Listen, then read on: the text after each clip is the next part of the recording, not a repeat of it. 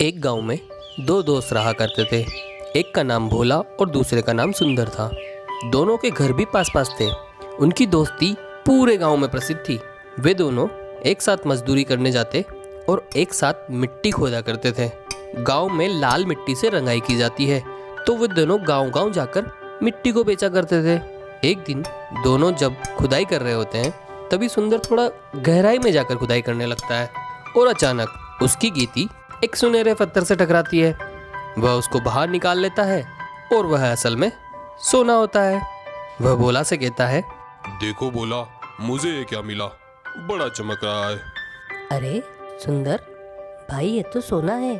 तुम तो बड़े खुशनसीब हो। अब देखना हमारी जिंदगी बदल जाएगी। हाँ भोला, तुम सही कह रहे हो, लेकिन गांव में इस बारे में हमें किसी को नहीं बताना है और यह बात तुम्हारे और मेरे बीच में रहनी चाहिए। हाँ, फिक्र न करो, हम किसी को नहीं बताएंगे और अपना सोना रोजाना निकालेंगे। भगवान ने हमारे दिन बदल दिए भाई, मैं बहुत खुश हूँ। अब वे दोनों अपने अपने घर लौट आते हैं। सुंदर उस सोने को निहार रहा होता है और खुश हो रहा होता है। तभी उसके मन में एक लालच आ जाता है।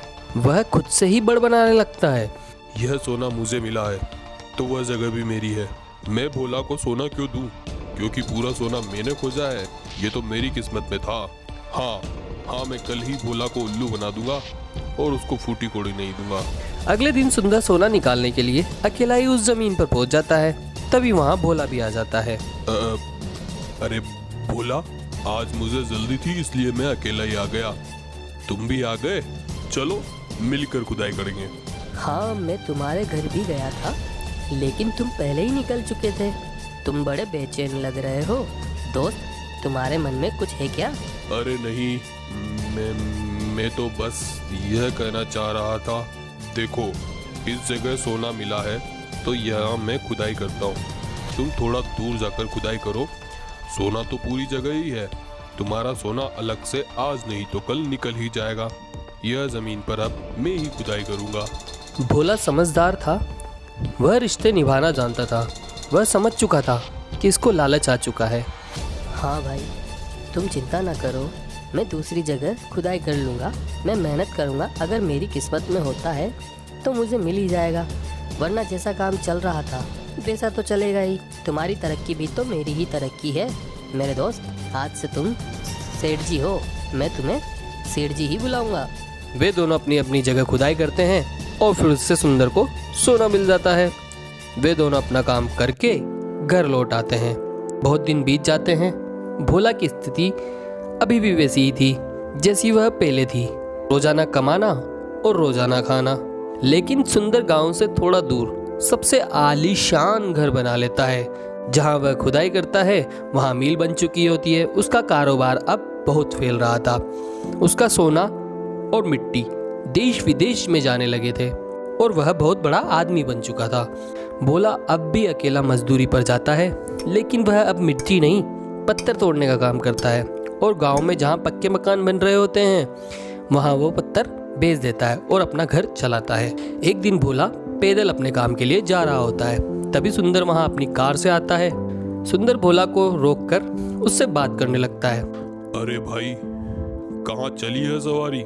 तुम तो ईद का चांद हो गए हो। तरक्की पे हो भाई, तरक्की पे। कहाँ तरक्की भाई, अभी पत्थर तोड़ने ही जा रहा था। बताओ क्या बात है, इधर कैसे आना हुआ सेठ जी? अरे आज बड़ा मुसीबत में हूँ मैं।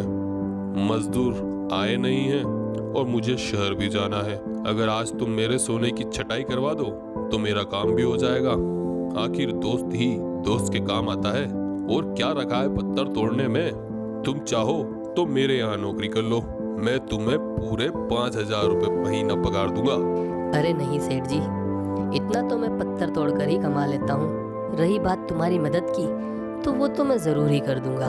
तुम निश्चित होकर जाओ, मैं तुम्हारा काम आज कर दूंगा। भोला अपना काम छोड़कर सुंदर की मदद करता है। एक दिन वह अपने काम से घर लौटता है तो वह देखता है कि उसकी माँ बीमार पड़ी होती है। वह चिंता करता है और अपनी माँ को शहर के अस्पताल ले जाता है। वहाँ जांच के बाद पता चलता है कि उसकी माँ को एक बहुत बड़ी बीमारी होती है और ऑपरेशन के लिए 50,000 रुपये की जरूरत होती है। भोला बड़ी ही उम्मीद के साथ अपने दोस्त सुंदर के पास जाता है।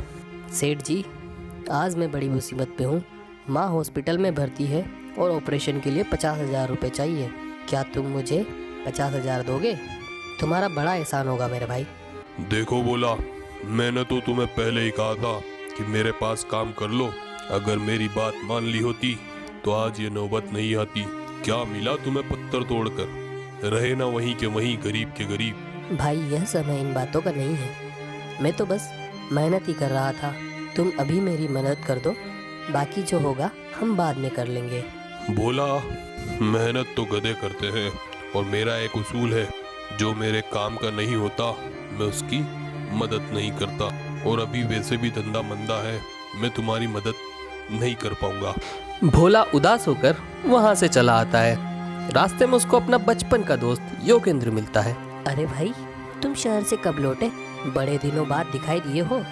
और सब कैसा चल रहा है मेरे भाई? अरे भाई, तुम्हारी दुआ से कारोबार अच्छा चल रहा है। मैं तो बस इतना जानता हूँ, अगर मेहनत करते रहोगे तो एक न एक दिन तुम्हारा वक्त जरूर आएगा। तुम थोड़े परेशान लग रहे हो, क्या बात है? कुछ नहीं भाई, माँ बीमार है और ऑपरेशन के लिए 50,000 चाहिए। कहीं से भी कोई इंतजाम नहीं हो पा रहा है मेरे भाई। अरे भाई, मैं तुम्हें देता हूँ 50,000। माँ का इलाज कराओ और फिक्र मत करो, मैं तुम्हारे साथ हूँ। तुम्हारी माँ भी तो मेरी ही माँ है। ऐसे समय में अपने ही तो अपनों के काम आते हैं। भोला अब माँ का ऑपरेशन करवाता है। इधर गांव में बहुत तेज बारिश हो रही होती है। तभी पास का एक बांध टूट जाता है और पूरे गांव में सभी जगह पानी हो जाता है और गांव डूब जाता है। इधर सुंदर गांव में पानी आता देख घर से भागने लगता है। तभी पानी उसको भी बहा ले जाता है। एक बात और, उसको तैरना भी नहीं आता था। इधर योगेंद्र हॉस्पिटल जाकर यह बात भोला को बता देता है। सुंदर अब पानी में डूब रहा होता है। बचाओ बचाओ, मुझे बचाओ। भोला जल्दी से गांव आ जाता है। वह एक घर की छत पर खड़ा हो जाता है और सुंदर को ढूंढने लगता है। सुंदर उसको दिखाई देता है। तभी वह पानी में कूद जाता है और तैरते हुए सुंदर के पास जाकर उसकी जान बचा लेता है। भोला और सुंदर वापस हॉस्पिटल आ जाते हैं और सुंदर घुटनों पर बैठकर भोला से अपने किए की माफी मांगता है। अब सब कुछ पहले जैसा हो जाता है। भोला अब भी अपने ही काम पर जाता है और पत्थर तोड़ता है। एक दिन जब वह पत्थर तोड़ रहा होता है, तभी वहां चमचमाता हुआ एक हीरा निकल आता है। वह समझ जाता है कि यहाँ पर हीरे की खान है। भोला अब शहर का सबसे बड़ा हीरे का व्यापारी बन जाता है और अब वो तीनों दोस्त और माँ के साथ खुशी से रहते हैं। इस कहानी से यह शिक्षा मिलती है कि हालात चाहे अच्छे हो या बुरे, अपना व्यवहार नहीं बदलना चाहिए और तुम मेहनत करते रहोगे ना, तो सफलता तुम्हें ज़रूर मिलेगी।